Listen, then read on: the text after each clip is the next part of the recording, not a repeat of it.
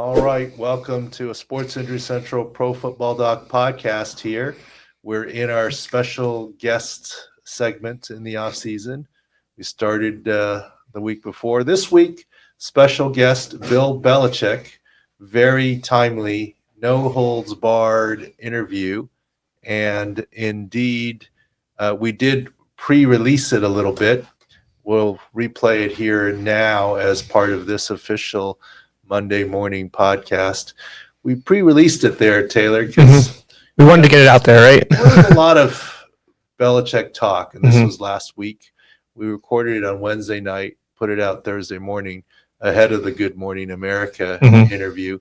And it's good to catch up with Coach, and I think you'll enjoy it. I mean, I was pleasantly surprised. I thought there would be a lot of difficulty and dead air time because he's known for being a little bit burly, and I'm not a professional interviewer, but thanks to Coach Belichick for coming on as the special guest. There are some fun stories here, and he even takes the fifth on one of my questions, and we'll go to that podcast, and we'll be back afterwards for the rest of the Pro Football Doc podcast.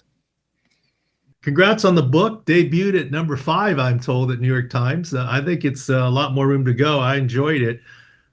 As you know, Coach, we've chatted before. I'm good with conversations, but I'm not a professional interviewer. So I'm hoping that you'll help me out and we'll just have a fun conversation here as opposed to a true interview. Have you never been at a loss for words? I'm sure this will be fine. I'm good. Well, there's the first zinger from Coach Belichick. Okay, I'll take that. Look, our paths have crossed a lot, and I enjoyed your book because it's about winning in football and sort of in life, and sort of how you deal with different challenges and different things. And I feel lucky that our paths have crossed so much over the times, from Rodney, who was a Charger, who you cite in the book, to Junior Seau. We can get to some of those stories. To even Doug Flutie used to tell me stories about what would happen in your building. And as a matter of fact, this morning, I happened to talk to Lonnie Paxton, your longtime long snapper. LP. Right. He lives in San Diego, and he's an investor in our Sports Injury Central, so he gives you a shout out. Hello. Just the tentacles of Bill Belichick are great, but happy to jump off on any of stories of any of those guys, or I mean, obviously all those guys were near and dear to you. Yeah, they sure were. We got LP, early, and he was, Lonnie was really a great teammate for us and a great snapper. He snapped for a lot of big kicks for us, and but what a great teammate, what a great guy. And it's so interesting to watch somebody like that come into the league, as you have many times, David, come into the league and grow and become a man, and leave as an adult, 10 years later, or whatever their career is. And Rodney and Junior are two guys that I got well into their careers, but and Doug for that matter too. But Lonnie was one that that started with us right off the bat, and had a long and very distinguished career. So it's fun to watch those guys grow and just mature as men, not just as players, but as men and fathers. No, absolutely. And one thing that, in reading your book about relationships and how you treat people, one story, I mean, honestly, it was probably about 13 years ago, about this time of year, where you actually were late or missed a mini camp because you felt like you had to pay your respects. And my hats off are to you on that one, that you flew across the country. I believe it was right before mini camp. Yeah, I mean, Junior was such an impactful guy. Even though I didn't have that many years with him, the years I had, he was very impactful. And, he's always, to me, considered a part of our family and the Patriots family. And he was an inspirational guy. And I mean, I know so many players and coaches that worked with him and played with him felt that way. Certainly Rodney did. And, Junior is just, he was one of a kind, and just, loved life. And it was, obviously a very tragic ending, but he certainly took advantage every single day that he was here, and he impacted everybody in a positive way. He was just a wonderful person. Yeah, he's definitely someone who wanted life and at football. And the reason why I bring up that story, because reminiscing, it's that time of year, rookie mini camps now. But uh, I think the book is real, the things that you say, and I've seen you live it. Because for that thing, it was an unfortunate for Junior Seau and his family. But you and Jim Whalen, the head athletic trainer, flew out special for the wake. Didn't see, there was no fanfare, there was no media. You guys came in, and your only request to me, coach, I'm sure you remember this, was remind me of the names and ages of his kids, and that you Right. wanted me to take you to meet them special when you arrived there. And you stayed for the whole week and then left, and then red eye, back, right? And then rookie minicamp the next day. I don't know how you function like that, but I guess you're a coach. But I think it's worthwhile saying that you didn't talk about it in your book because you're not about that, but I felt like I needed to say that what you say in the stories about you, how you care about people and players in your book, and here's a former player, and kudos to you for living life and coaching the way that you're describing in your book. Yeah, well, I appreciate that, David. As I said, Junior was such a special person, and and look, it's hard on everybody, but it's hard on the kids for sure. And when you have a tragic situation like that, there are it's a lot of confusion, a lot of unanswered questions. I mean, I can't imagine the grief that everyone in his family felt, and so you just want to try to be there and support in any way you can, and honestly let them know how much he loved them, because he really did, and how much he cared about them, and how much he cared about, honestly, all of his friends and teammates. He was one of the most loyal people that I've ever been around. Well, that was great of you, Coach. And I don't mean to make the conversation a downer. I just wanted to make sure that Oh, we cited you on that. To lighten the mood a little bit, maybe. I don't know okay. if you realize this, Coach. This I need you to confirm or deny a rumor. We had Dave Bin, another long snapper, on our Yeah, podcast, and he told us a story about him being at the Pro Bowl. Can you confirm or deny the words that you said there about asking about where his girlfriend was? I'm gonna plead the fifth. All right. Well, we'll do the lie detector. The story is, and our editors can play it back. Dave Ben said he's at the Pro Bowl, and you asked where his girlfriend Pamela Anderson was, and he said she's filming or not here.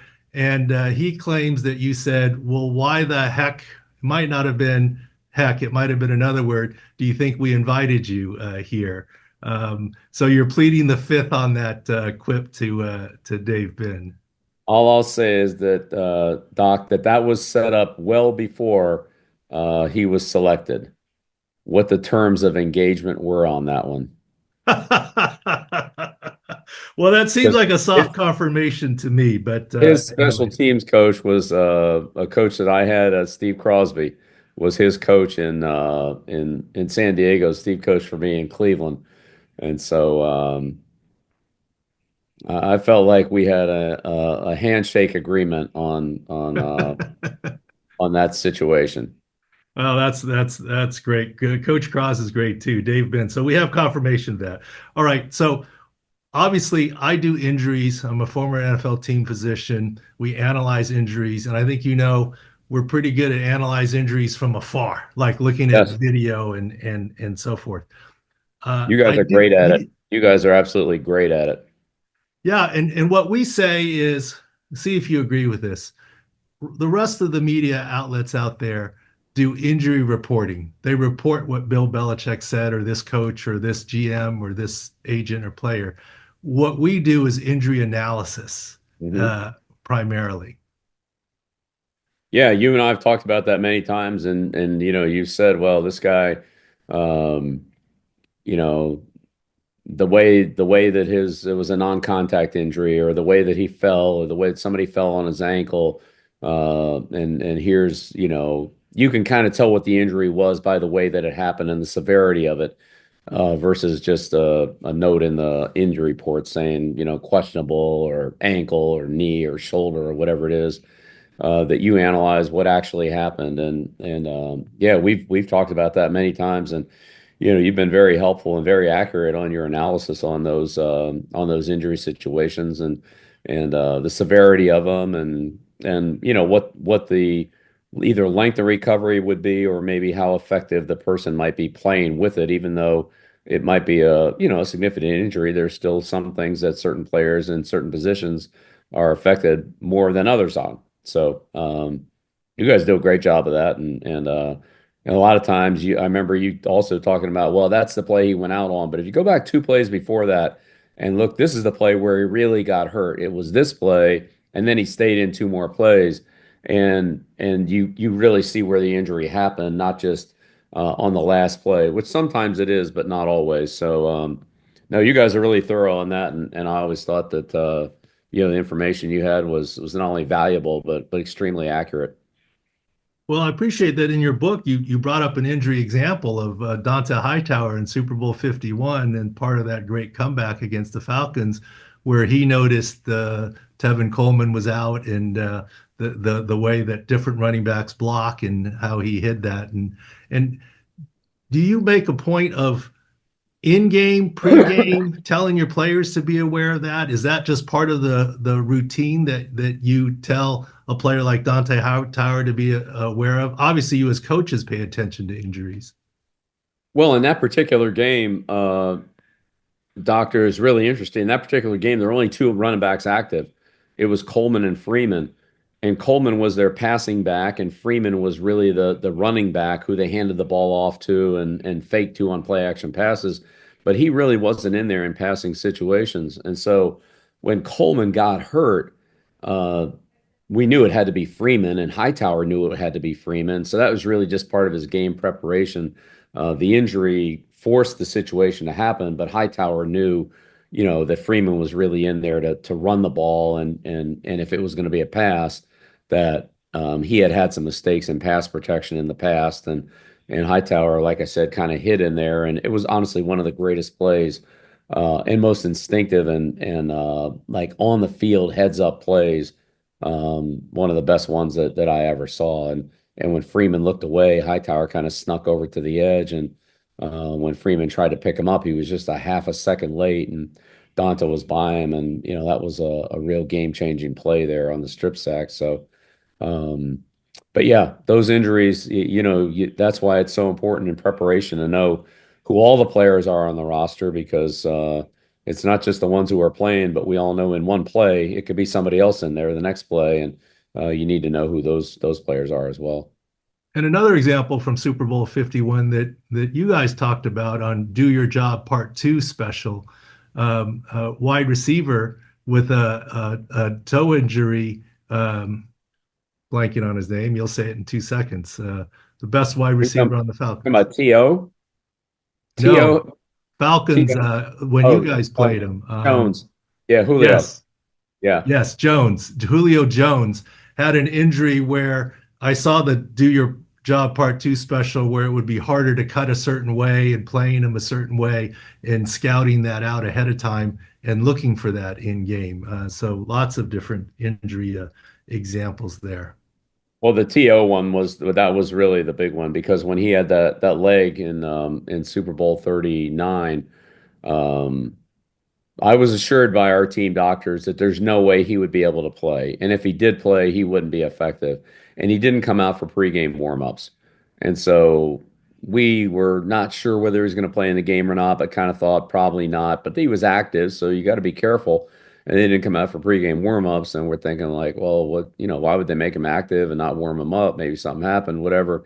And then he comes out to the first play, and he stiff arms our corner, nickel corner who was covering him, catches a crossing pattern and goes for about 20 yards. And I looked over our team doctor, like, not play. I mean, he's not hurt. It's the guys that are tackling him that are going to get hurt.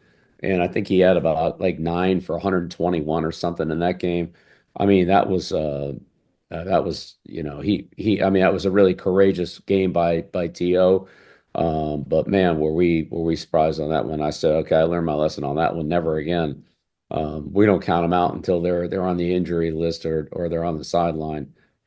Well, I might have said he's not going to be necessarily effective except linearly, straight line and a lot of power, but the cutting part might have been harder for T.O., but it was a courageous effort. So, do you routinely talk to your team doctors or medical staff about injuries on No, opponents? not usually, but that one was so high profile that you know, he was out, he was out, he was out, and everybody's thinking, well, is he going to play or not play? And our doctors looked at it and said, well, based on the injury, he's not going to be back. He won't be able to, and if he comes back, he won't be able to do much. Well, well, we were off on that Was he one. still your doctor next season? Just kidding.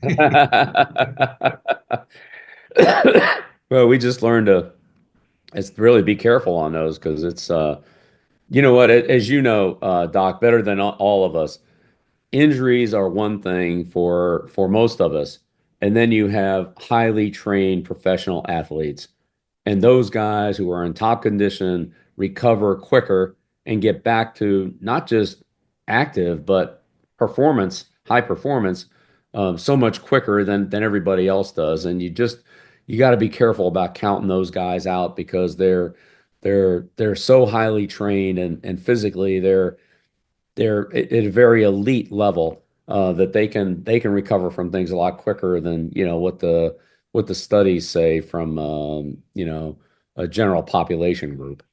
No question. I mean, 85% in general is a good week in the NFL, and 60% of TO is better than most receivers. I mean, Junior Seau played through a whole season for you with a torn rotator cuff, as you know, and Yeah. had it fixed at the end of the season. He certainly wasn't 100%, but 70% Junior is better than most. Yeah, and Um, Logan Wickens played a whole year with a torn ACL. I mean, it's some of these guys are just they're capable of really superhuman type efforts. Tell me about coach speak. Obviously, it's a coach's job not to reveal everything in competitive advantage. But I guess famously, people say that you do a lot of coach speak at the podium. But Who, me? every time anyone says that, I actually contradict them and say, I have never, in my studying through Sports Injury Central, Pro Football Doc, I have never caught Coach Bill Belichick in a lie. I've caught a lot of other coaches spinning things. You just don't say anything. You don't answer the question. So you actually don't fib. You just say questionable or what it is and go to the injury report. Yeah, that's right. And honestly, Doc, you've dealt with this a long time too. Players don't want you talking about their injuries. Oh, it's this knee. It hurts when he goes this way or when that happens. He doesn't want people talking about that. Like don't tell your opponents what his weaknesses are, what he can and can't do, and which days he practiced and which days he didn't practice and stuff like that. They don't want any of that information out there. So I respect the players. Whatever we have to list on the report, we list on the report. But that's really all I have to say about it. Well, I'm with you. And anytime anyone criticizes you or other coach, I say they're doing their job. And look, I was on the other side. When we played you in that 2007-8 AFC Championship game, we kind of hid that Rivers had Oh we yeah. put knee, but we hit his ACL. And he played well. I mean, that was another courageous performance. I'll tell you that performance by Rivers is one of that goes up there with a TO performance. I mean, uh, he almost won that game, and I mean, he hung in there, and I mean, we tried to get after him, but I mean, he showed a lot of toughness as he did his entire career. I mean, he was a tough football player. But yeah, what a competitor! What a competitive game that was. I have a ton of respect for Rivers, Now I know especially yeah, for you that. obviously knew his knee was injured, right? Because it was in the injury report and he went out of the game before. Did you guys know he tore his ACL or no? We didn't know. We didn't. We sure didn't. You Yeah, guys, that I'm telling you, you guys. well, I don't know. I mean, we try to keep it quiet, et cetera.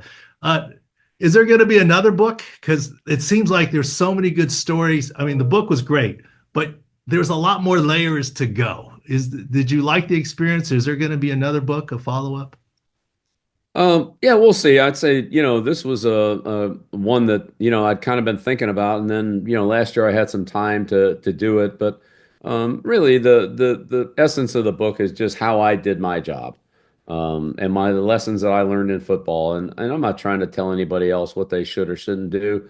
Here are situations that came up for me, things I screwed up, things I learned from, success that we had, dealing with some big games and other situations. And so, really that's what it was. And I felt like last year was a time when I could reflect on that. And actually, it was a lot of fun, David. It really was. It was, look, there were some stories that weren't so much fun, losing 2 Super Bowls to the Giants and all that. But, thinking about some of the funny things that happened, some of the great moments, some of the great players that I interacted with, and a lot of things that I learned along the way. It was fun to reflect on that and go back on it. So, we'll just deal with this book for now, see how that does, and see what comes up later on. So people have come to me and said, you should write a book and tell the stories because I've got good stories. But A, I'm not a good writer. B, I don't know how to do it like you did it, where I have HIPAA and other things. I don't know how to do it without naming names. I don't know that I can, Coach. You know what I mean? Yeah, you got to be careful. Yeah, you got to be careful. The stuff you're dealing with is, yeah, different than just kind of the football stories. So yeah, I respect that. That's above my pay grade. I'll just tell the football stories. Those are the easy ones. Well, Coach, it's really nice to catch up with you. I think you're on the road here, and yet you made the 15, 20 minutes that I asked for, and I really appreciate it. And stay in touch, and good luck at college. And I look forward to hearing about the differences between college and the NFL, and staying in touch with you. Well, thanks, Doctor. I appreciate it. Appreciate the opportunity to come on, and so much respect for what you've done for the game, and how much insight you've brought into to this other side of pro football that it gets tossed around a lot, but inaccurately, I would say. And you've brought a lot of I would say a much more accurate depiction of what's actually going on. That I'm sure the fans, anybody that listens to your podcast and reads your reports and so forth, that you bring a lot of insight and valuable knowledge to them. So on behalf of all the fans that do that, thank you, and thanks for the opportunity to be on. Always good to talk to you, David. Thank you, Coach. Have a good one. All right, welcome back. I hope you enjoyed that. How do you think I did? You did a good job. I will say we as a company prepared you really well, so we got to pat everybody on the back for that. Here we go. Here we go. I will say, though, I think like what you alluded to before when we did it is that everybody thinks he's someone that might not talk a lot or he's very kept himself, but that was the opposite on that. We saw that he's very engaging. Well, that's my experience with Coach. He's not the burly, not answering question guy from press conferences that most people know. That is my experience. You got a cheap shot with him the first minute of the pod too. Oh, a cheap shot. He was talking about, oh, you like to talk or something. Remember, he gave you a little snap. Yeah. He gave you a little, He gave me a little cheap yeah. shot. You knew that was when it was going to be like, he was already live and ready to go. So it was good. Yeah. I don't look at it as a cheap shot. I look at it as funny. Playful banter. Yeah. Playful banter. Yes. It's how people talk. And I'm grateful it was more of a conversation than a Q&A. I don't know how to. You don't like Q&As. You like to talk stories. Yeah. Yeah. I'd rather just have a conversation. And I think for the most part, I did a good job of letting him drive the conversation instead of me for the most part. I think it was funny that I got him to take the fifth on the one story, but then he basically confirmed it all, right? You were just asking, can I just get quick confirmation? He said that, and you're like, that's a yes for me. He didn't say no, which is the key part, right? So well, he essentially said yes because he said, look, I know Coach Crosby. He was our special teams coach. So the background of that is obviously long snappers are hand selected by the head coach for the Pro Bowl. So you probably got to know somebody to get in more often than not. Dave Binn deserved it, right? Okay, really good. Yeah. And a lot of times the long snapper is who the punter or the kicker's long snapper is. Okay, they would match them together. And we had some good punters and kickers, but also Dave Binn absolutely deserved it. But it was funny. I do think it was a little poetic license. I can tell you, according to Dave Binn, there was no previous conversation. Yeah. Yeah. I think that was some poetic license. Yes. Yeah. Or it might have been real that Coach Belichick said to Coach Crosby, if I pick him, is he going to bring Pam? And he said, yes, yes, yes. But according to Dave Bin, there was no prearrangement. Right. He didn't know about the arrangement. He didn't know about it, kind of deal. But basically, it was confirmed. That's all we needed. That he said it. Look, I knew he did. I mean, Ben wasn't going to lie about it. Yeah. But that's classic Belichick. He's actually a very funny, interesting guy. I mean, I didn't want to get into my stories on Coach, but I've heard a lot of fun stories about him from Flutie, from Rodney Harrison. We'll get Rodney on too. We've had Flutie on the podcast. We'll get Rodney on as well. Lonnie also one of the investors. Yeah. Obviously some fun stories, but I'm glad we talked a little bit about Junior. I mean, that was a big deal for Coach to fly out. I don't know if it was Kraft's plane. I assume it was, only because I think he flew into Palomar Airport. Not the main. The Junior wake was in Oceanside. So I assume if it wasn't Kraft's plane, it was another private plane. But he spent the entire wake, several hours, just sitting there, other than the time that he met with the kids. That was a key part. I didn't even know that story. You guys talked about how you had to introduce him to his kids. I think that was pretty impactful, that he wanted to make that relationship happen, right? I knew how close Junior and Coach Belichick were, and Jim Whalen, right? And who flew out with Bill? Yeah, Junior's a very impactful guy. In a very short period of time, he controls the locker room and so forth. And I mean, to be fair, I also let Dolphins members know about the wake. I mean, obviously Chargers members, but they knew about it. Every stop he had, he made sure the people knew about it. I made sure they knew about it. And Jim Whalen's the one who said, oh, yeah, Coach is going to want to come. Okay. And I assume he flew in private. And his one request to me was the kids. And he stayed the whole wake. And he turned around and got back on the plane. The next day was rookie minicamp. Red eye back home.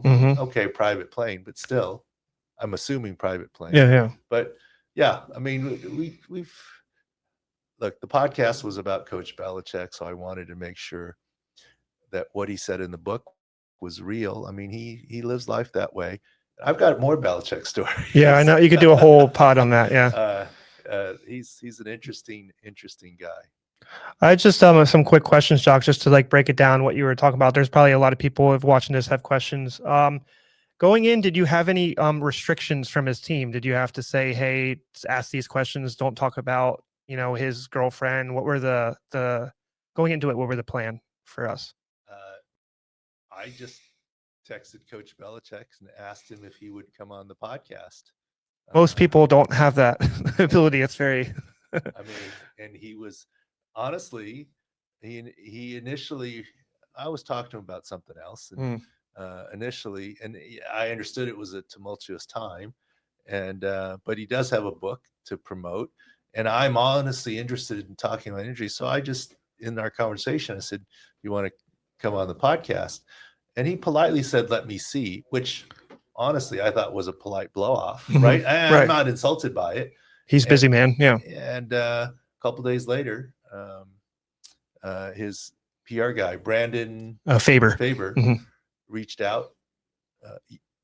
He said Brandon Faber, University of North Carolina, on the text message, and said Coach Belichick gave me your details, and to set this up. I set it up for Brandon Faber. It wasn't a negotiation. How about this time? And then, okay, this time works, doesn't work. Okay, how about, and we recorded it Wednesday evening, and I guess he was on the road. You could tell we were bendable and flexible for a good reason. Originally it was on Thursday morning. They moved it to Wednesday evening, whatever. I mean, we're all ready. Schedules. Yes. But we had zero discussion about what was off limits. Zero. Now, I did say 15 to 20 minutes. We took 20 minutes. I didn't want to take an hour of his time. And I thought we could get what we wanted from a nice conversation. Of course, I could have gone an hour, but I was trying to be respectful of his time. But there were no limits other than saying it was a 20-minute. The restriction on time, yeah. There was no limits. And quite honestly, I had zero contact with Jordan Hudson Mhm. during this. I mean, I guess you can look in the hotel room in the background. Is there? If you want to creep on the podcast, there's a mirror behind him. Yeah. Yeah. I'm joking. Yeah. I'm joking. Yeah. I don't think there was anyone else there in the room. At least in our conversation, you were there in the background to help monitor and produce Mhm. issues, but it was just Coach Belichick and I talking, and there was nobody else involved. There Right. was no, and I'm, I assume his PR guy maybe was on it. His PR was in the background with me. Yeah. Okay, Yeah. I Yeah. mean, I don't. Just to make sure things are moving. Yeah. That's it. Yeah. But there was no need for any restrictions nor any restrictions. Now I'll answer the question that you want to ask me. Yes. What do you want to ask? Well, I just want to say, did you feel like you needed to protect the relationship and not bring up her at all? Look at Or you, tell you that. yeah, What you wanted to say is, why didn't you ask about the girlfriend? because that was what is in the news right now. Yes, I guess. Yes. And the answer is very simple. It's Sports Injury Central and Pro Football Doc. Our interest is in football and in injuries. The interest is not in his private life or Right. girlfriend. Mhm. I get it's topical, but we're not here to chase clicks. If we're trying to chase clicks, yeah, We're chasing Belichick clips. We're not chasing Jordan. We're Jordan. chasing Yeah. football information Right. And injuries. That's what we do. We're not TMZ. We would look, you and I have talked about it. There has been an occasion, and we're not going to go there, Mhm. that we've had some, or through my friends or people, Mhm. some quote juicy little tidbits Right. that would be social media click worthy. And other than casual, friendly discussion, we're not tweeting or advertising those or saying that because that's not what we do.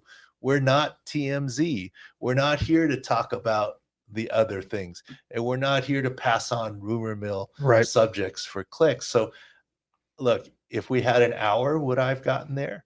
Maybe. It might have came up casually, but you weren't having a questions prep for that situation. No, Yeah. I don't think that didn't make my top 10 list of questions. Right. I sent you 18 and it wasn't in there. So I know that. Well, Yeah. 18, Yeah. and we Yeah. didn't get to more than 3 of them. Yeah. Exactly. Right? I Yep. mean, Yep. It was a conversation. And Yeah. honestly, Coach Belichick steered the conversation, which I was very grateful for, because an interview would be not, it's just not my style. So no, there was nothing there. I don't regret not asking about Jordan Hudson. And look, if I were trying to chase clicks, look, he probably wouldn't have answered. Let's be fair. But what would the harm be in my asking that question? What are you getting out of it? Yeah. Yeah. Well, I could, at the beginning, obviously, Get out of the way. Yeah. It might end the interview or whatever. That's not cool. But I could do it at the end. You don't want to butter him up and then say that. Yeah. Yeah. Anyways. Right. And then see what he says and try and get a viral clip. Mhm. It wasn't my point. Right. We're not looking for that. So no, I didn't ask him about Jordan Hudson, but there were no restrictions. And honestly, I don't care. That didn't fit the football and injury criteria and experiences that I wanted to talk about. Well, one of the things you did talk about, because he's obviously very in tune with injuries, you talked about coach speak and injury reports. Remember, he brought up in his book about Dante Hightower, remember, during how he was utilized with his knee injuries. And I think that was key, because that's actually the stuff we were talking about, right? That's the stuff that we wanted to get at him. I just want to, you talked about how you just texted him. How did you actually get involved with Bill Belichick? And how do you, because most people don't just know him or text him. How did you, I know the junior connection, but what else was there with Bill? I mean, I want to say I plead the fifth, but no, honestly, I'm not 100% sure. In football life, there's a lot of entanglements in different situations. There's no question. Yeah, I probably started to, everyone knows who he is. I think he knew who I was. Yes, I think with Rodney Harrison might have gotten to know each other a little bit, much more with Junior over time. And even before his untimely death, I mean, Junior had some injury issues, etc. And obviously Bill's an inquisitive guy. I mean, he wants to know the most about every aspect. Be an expert on everything. Life. Yeah, exactly. And yeah. Maybe that's where we developed a relationship related to football and injuries. I mean, would it shock you if Bill talked to a lot of different people? I mean, look, one of his main people in his book was this ex-stockbroker, right? Yep. I'm not saying I'm at that level in terms of my how you knew him, knowing Bill, but I mean, he is interested in lacrosse coaches. He's interested, obviously, in the Navy programs. He's interested in a lot of different facets of life. Mhm.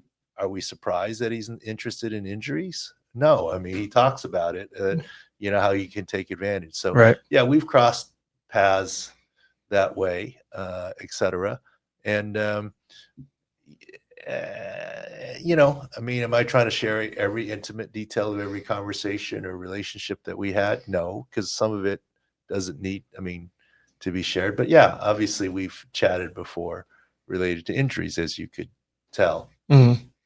as he was talking on the podcast there. I guess my last question, Doc, is just for all of us. Just like, what did we get out of doing the interview, and how do you think it's going to help subscribers and people listen to our product, or gain information from us? I don't know. I mean, look, we weren't looking for viral clips. We were just an honest podcast. I think, though, I hope what it shows people is that what we're doing is insider. This is part of our insider knowledge, Not insider information. Yep. We're not trying to violate HIPAA. We deal in insider knowledge. And I think the Belichick relationship shows what we have as to insider knowledge. Mhm. It's a differentiator. Okay, fine. You're a head team physician. Yes, that gives you some clout or clout. Yeah. Working in the industry, like, look, we've been on the other side. Mhm. You've been in the room. Yeah. Been in the Hamilton, in the room when Yes. it happened. Yes. Yeah. I'm not sure I completely believe him on Philip Rivers not knowing about his injury. I didn't believe it either. I don't know. I mean, we did keep it very quiet. Yeah. You did a good job, but like, how good? You never know, right? Look, I'll tell you this story. This is fair. Mhm. When we played New England in that AFC Championship game, Junior Seau was on that team. I was supposed to meet up with Junior on Friday. The game's on Sunday. We flew in Friday night. Meet up for a hello, coffee, whatever, night. And he texted me saying, This was in San Diego, the game? No, the game It was in New England. Okay. in Yeah. New England. It was the year that the Patriots were undefeated. Okay. Yeah. So they get home. Yeah. And it was a casual hello meetup, Friday night. Saturday is the day before the game, so we were supposed to meet up on Friday. And he texted, oh yeah, he's not going to have time and whatever, so we didn't meet up. But Junior did text me, hey, we know 17 tore his ACL and is not going to play. You can tell me. And I just texted back, LOL. I don't think there were emojis back. And he texted that on Friday. That's on Friday. Friday. Yeah. He texted me that on Friday. And I didn't give up the beans, spill the beans. I just texted back, LOL. Was there people on the Chargers team that knew him very well, I'm assuming, or there wasn't that many? Maybe they texted him, Junior. Yeah. Maybe he had sources on the Chargers, right? Maybe Bill didn't know. I'm trying to protect me. Look, I'm sure Junior had sources on the Chargers. Yeah. I mean, many of the coaches didn't know. Okay. Yeah. You had kept it pretty quiet. Yeah. Obviously, Norv Turner knew, but many of the assistant coaches didn't know. We kept it quiet. Now, Philip in the training room with knee scope portals. I mean, that was viewable by teammates. Yeah. But I don't know if that led to the ACL conclusion. That was pretty specific when he texted you ACL. Obviously, he knew something. Yeah. So it was very specific. Yeah. And that's one thing I've never asked Junior if he actually knew or didn't know, or he was just probing. I never followed up with that. Yeah. But no, I mean, it's just interesting how lives and people intertwine once you're in the world. And so I'm grateful that to have an opportunity to have corresponded with Coach Belichick, and the fact that he came on. You got in trouble though. Why? You had called me and said, "Oh, great, you got Coach Belichick." Oh, it's a first guest. Yeah, first guest of the season. Let's keep it rolling because I've been lackluster on getting guests, and then my wife Kim said, "Oh, really?" She was on the background. Yes, she was in the background. Yep. You were on speakerphone, and she was like, "What about me for the Mother's Day?" So You're like my dad. Always when I call you, I hear like the car moving. I know like, oh crap, I'm on speaker. I gotta don't say anything. Yeah. But no, yeah, that's good. Yeah. Many more Belichick stories, but bottom line is, I'm glad that people got to see, and I'm glad he made my life easier by showing some of his personality. Mhm. And you talk about little digs. I think his whole TO, you doctors don't know what you're talking Yeah, about. I heard that one. It was, yes. Was a dig. But you like my comeback, Yeah. right? Yes. No, it was good. Does he still work for you? Yes. Come That's why I on. told you that was the hardest I've ever heard him laugh. So that was good. You got him to I got him back because I think he was firing that as us doctors in general. he had that firing ready us because out. you guys were talking about Hightower before and you were trying to figure out who he was talking about, or Julio Jones. You were trying to figure out which wide I know, receiver. I'm like, Julio Yeah, Jones and he was like T.O. And you were like, no, he had Wait, that wait. T.O. ready. We started with Yeah. Super Bowl 51 Mhm. and Donta Hightower and what he talked about in his book. How the injuries, yeah. And I was going to Julio Jones. Now, I don't know why I brain farted on his name. Julio Jones Mhm. in Super Bowl 51 that he's talked about on specials. And when I said wide receiver Super Bowl 51, he immediately went to T.O. Yep. Because he remembers that because he wasn't supposed. I remember that because I was living in Philadelphia at the time. He really wasn't supposed to play, and he had like 6 catches, 150 yards. So that was said, he was. said 9, 120. Yeah, he remembered. Yeah. But if you listen to what Coach Belichick said, he caught a pass and he wasn't hurt. He was hurting our guys. Mhm. He's still a big, powerful receiver. Yes. He can't cut. Mm-mm. He was running straight forward at him though. Yeah. Straight line, Yep. he's still pretty good. Yes. So, yeah. Now, how would you play that? That's a different story. I'm Mhm. not a football coach, but that's why I said I would have said he's able to go because it is the Super Bowl, Mhm. but he isn't going to have a lot of wiggle. It's And that's straight line stuff. So they figured it out. Yeah. Yeah. So Doc, just make sure everybody that's listening, just make sure you go back and listen to the Bill Belichick podcast. We have a couple more topics before we end this. Okay. Real quick, I want to just plug our sick picks. MLB has been doing very well. 3-star bets are at 72%. It just keeps on going down because it's hard to keep the 75, 78 guys. Okay. I'm trying. We are winning though. Well, We're we got keeping Game 7 OKC with the Gordon. Yes. hamstring Yes. injury. Mhm. Yes, he's playing, but not going to be that effective. And that was an easy. How do you go from cover. like a Shams tweet that's ruling out for a month? Is it just because it's Game 7? They just like Belichick said, doesn't the doctors do the doctors know? He was just the same, but well, like assuming grade yeah. 2, that's a moderate grade sprain. Okay. And yes, to be 100%, it's a month. But this is Game 7. What are you going to do? Make it worse? You still Yeah. got all off season. Mm-hmm. He did a good job, but he wasn't himself. Mm-mm. Open court. You said specifically defense. There was multiple times where there was cuts and he was blown by in the backside. So I mean, yeah. I mean, that's exactly right. And that's where we got a little win there. Mhm. Played that. So Yes. basketball's rolling along. Basketball as well. We're gonna have NFL futures coming. We just a schedule release, so we're gonna break down the schedule, see if there's any information on that. Next topic I want to talk to you about, Doc. They just let NFL players know there's opportunity for them to play in the Olympics, specifically with flag football competition. Tell me, I remember when they first had this competition at the All-Star, All-Star Pro Bowl, that you're already kind of worried about what could happen. What are your thoughts, like medically, and how this can Well, they hurt do NFL players? have flag football at the Pro Bowl right Mhm. now. And remember, I don't know what year it was, but Robert Edwards, Patriots running back, Mhm. there was a rookie beach flag football game, Mhm. and he tore up his knee and was never the same. You can say, well, that's beach, but you could say the footing is better on turf. It's just risky to not be on a field, right? Or Well, no, it's not that. It's the majority of the dreaded A's, ACL and Achilles, are non-contact. Mhm. So who cares that it's flag football? The majority of those are non-contact. Now, Robert Edwards dislocated his knee, maybe got stuck in the sand. Maybe. ACL, MCL, PCL, 98. Yeah. So there's injury risk. I think the league likes it because of the publicity. Let's say you get over the injury risk, and let's say you mitigate it by saying one player per team most that you're exposing, and maybe they'll have a system where you can protect certain players from playing. Look, it's good for the sport of football in general. But here's the thing that I would say. First of all, the Olympics are in 2028. No offense. what kind of receiver is Tyreek Hill going to be in 2000? People that are fast now, are they fast later? That's like this is yeah. That's I'm just giving yeah. you that question. Yeah. First of all, hmm you know, and flag football and regular football are different sports. Yes. Completely different sports.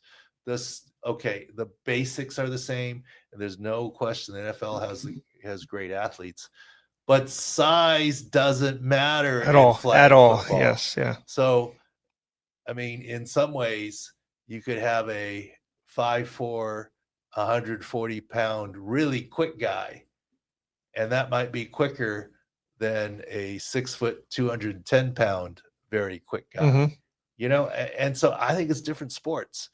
And if the NFL players are going to dedicate practice time together, and remember, you have to play defense too. Yes. If they're going to dedicate practice time together and dedicate practice towards converting to flag football, there's no question they're great athletes. Now, are they going to be the same athletes we see today in 2025? If that's a question. That's Yeah. a different question. Yeah. Yeah. But think of it this way. This is the Rio Olympics, for example. Japan, not known for its sprinters, hmm got the silver medal in the 4x100 men's relay. It wasn't Germany, it wasn't the US, it wasn't Jamaica, but they were perennial favorites, but they placed second, silver medal, because their four are pretty good, and they literally practice all the time baton exchanges. hmm They do it blindfolded, the exact number of steps, etc. Where the US and other teams, so okay, you have the four fast. Okay, these are the four we're going to run. Yep. Figure it out. They don't know sometimes. Yeah. Figure it out right before they're on the field, right before. Okay, I'm going to hand it to you here, and they still do very well, but it's not the same precision. Have you seen the men's team? The men's team, the last 2 years, it's happened to. They've dropped the baton the last 2 years, and that's just because they're waiting for the 4 people to qualify, and that's the 4 that are, Right, and they don't practice together. Right. In some ways, I would say that's potentially the NFL. Mhm. They're likely to get embarrassed because it's a different sport. You have to practice it. I mean, to me, okay, yes, it's a different sport, and certainly different when you play 12-year-old flag football and whatever. You're an athlete, Doc. Don't worry. Yeah. No. Oh, you're talking about you? Oh, yeah. I'm not talking about me. Yeah, okay. I'm talking about my son who Okay. plays 12-year-old Yeah. football. There's one girl who's really very good, and girls get their growth spurts ahead, hmm and she mosses people. Okay. One hand, it's a smaller football. Yeah. But to me, one of the things you need in flag football is because it's a possession game in some ways. Look, if you have a tall receiver with hops, a basketball player type guy, Mhm. and you can throw the ball 11, 12 feet in the air, that's unstoppable. Yeah. Because if all you do is catch it and they pull your flag, but you have the yardage. hmm So like on a 2-point conversion or whatever, like high pointing the balls in the NFL, if you try and high point the ball like that, they can hit They you and crush you. dislodge the Yeah, ball if they can't get up there. In flag football, all you're doing is pulling the flag. So it's almost like you need at least one specialist. It's It's like strengths and weaknesses are way different. Like you said, they're almost too different. Yeah. And honestly, in flag football, the quicker you are, the more wiggle you're. Sure, a bigger guy has bigger catch radius, but size in terms of bulk doesn't matter. Right.